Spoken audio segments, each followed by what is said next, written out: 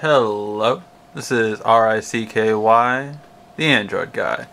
Today I'm going to be going over the hottest two selling 7-inch tablets on the market, and that is the Kindle Fire. The Kindle Fire has dominated the tablet market for a long time.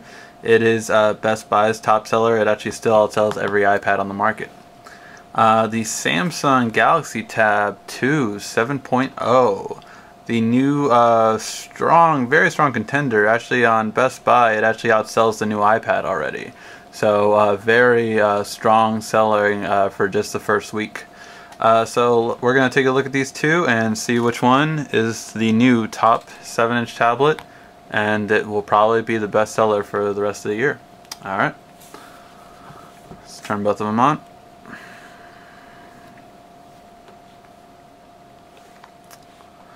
Alright, now side by side, definitely you have, both of them have a 7-inch screen across. In terms of extras, you do have expandability when it comes to the Samsung with a micro SD slot, as well as IR blaster. What that means is you can control your TV, your cable box, and other devices with the built-in app. So really nice for that. Those are some extras. Now in terms of software, these two do use different ecosystems. Basically, not only is the operating system different, but the way they connect to everything is different.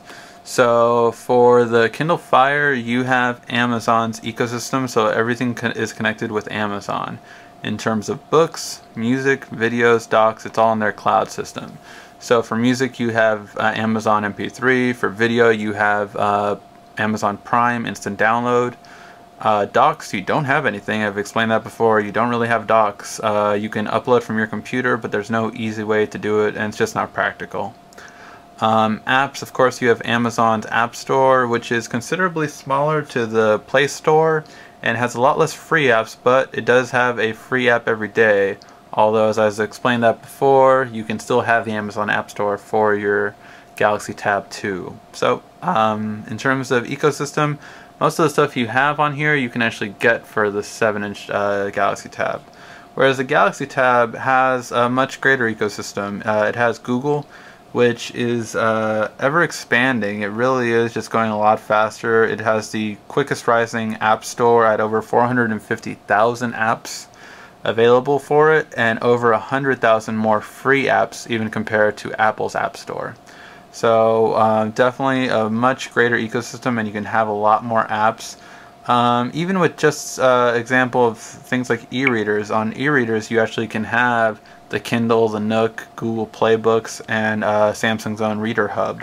So in terms of just things to have, you can use Samsung's own ecosystem, which are their hubs, as well as their instant messenger service and video chat service, things like that. But you can also use all of Google's apps in their ecosystem, including the new Drive that just came out today, which is an online storage that gives you 5 gigs for free and up to 25 gigs for only $5 a month. If you haven't checked, or sorry, $2.50 a month. If you haven't checked out my video on Google Drive, make sure to check it out. It's a great app. So in terms of web browsing, let's pull them both up and see how they do on the web. So I'm just going to use the stock browser. Again, one advantage of Android, full Android, is the fact that you can have different browsers, so that's going to make another difference. And I'm going to try to have it at the same kind of length and zoom in. So in comparison to the two, I would say actually for web browsing it's a very small difference, but I would actually say the Kindle Fire is a slightly sharper. Samsung has a little bit of a blue tint to it, which it's always had on its whites. But definitely the color is going to be a lot stronger on the Samsung when compared to the Kindle Fire, which makes sense. For most Samsung screens you just can't beat the color. So that's always kind of consistent. Now if we go back, let's try the music players. As I explained in a video before, the Kindle Fire has a really great music player and definitely very loud. In terms of interface, it's very simplistic. You can't really change it at all. But really loud speakers. So that was on that one. Just forward it.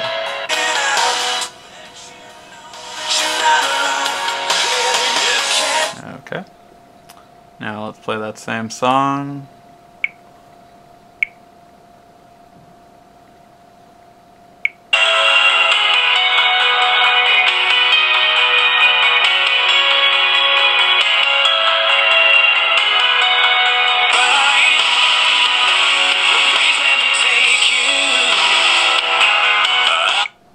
So, when comparing both speakers, clearly the stronger one is going to be the Samsung. It just has a much stronger tone. In terms of clarity, Amazon Kindle Fire has a very clear tone. Samsung, you can have an equalizer. I had it on rock, so the bass is a little strong with that song, whereas normally I wouldn't have it that strong. But you can actually change things with the equalizer, which is going to be much better than just kind of the basic equalizers that you can put with Amazon. So again, for music, it would go to the Samsung 7.0. Now, video player. Video player, again, one thing I've gone over in another video is for YouTube. For YouTube, you just go to the website with the Kindle Fire, which does bother me to no end. I'd rather have a YouTube app. So one thing I'm very disappointed with the Kindle Fire is that you do not have a YouTube app, which just seems very simple to me. It's it was one of the biggest downfalls of BlackBerry Playbook. So I mean, if they couldn't understand that after that, I don't know what else could be clearer that you need a app. Okay. Now, seeing the same video.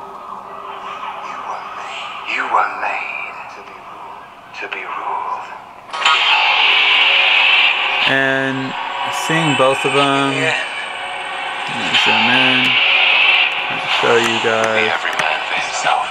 this screen, there's this screen.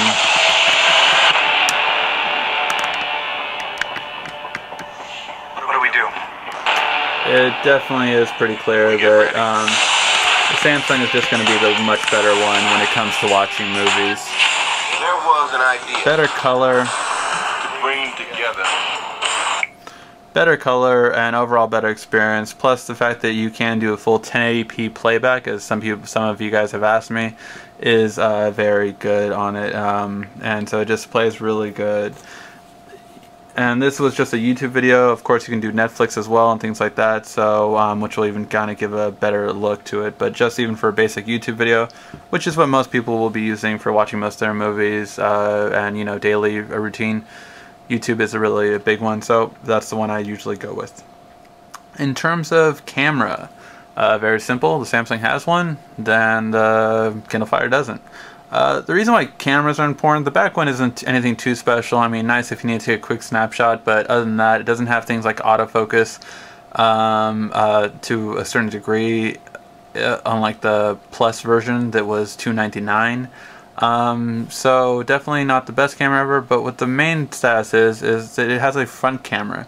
The reason why this is important is because you can actually do video chat, whether it be Google Talk, Skype, Tango, whatever you like to do with video chatting. It's definitely the way to go, and something that is missing from the Kindle Fire that you cannot do. No matter what it has, you cannot do video chatting with it, whereas you can with the Samsung. Now, closing off on price point. The Amazon Kindle Fire, of course, set the bar for $200. Amazon loses money with every one of these tablets that are sold, so they priced it very low purposely. As for Samsung, you do have it for $249. It is 8 gigs, both of them. However, with the Samsung, it does have the ability to expand the memory, so you can just get a 16 gig card or 32 gig card for anywhere from 20 bucks to 40 bucks and expand your memory. So definitely the winner would be there, of course, would be the Samsung with just storage. Now, overall, which one would I recommend? To be honest, it's just not really a comparison in the end. I mean, you do just get so much more with the Samsung Galaxy Tab 2 7.0. It's a great feeling tablet. It's definitely lighter compared to the Kindle Fire, and plus you can hold it for a longer period without it kind of feeling just like, oh, it's weigh you down or anything like that. It just is really nice to hold and very light, very thin, brighter screen, definitely can see it outside. And overall, it just is more appealing. Having Android 4.0, which is definitely the fastest OS if you've never felt it yet, it's really fast, and I would recommend it to anyone.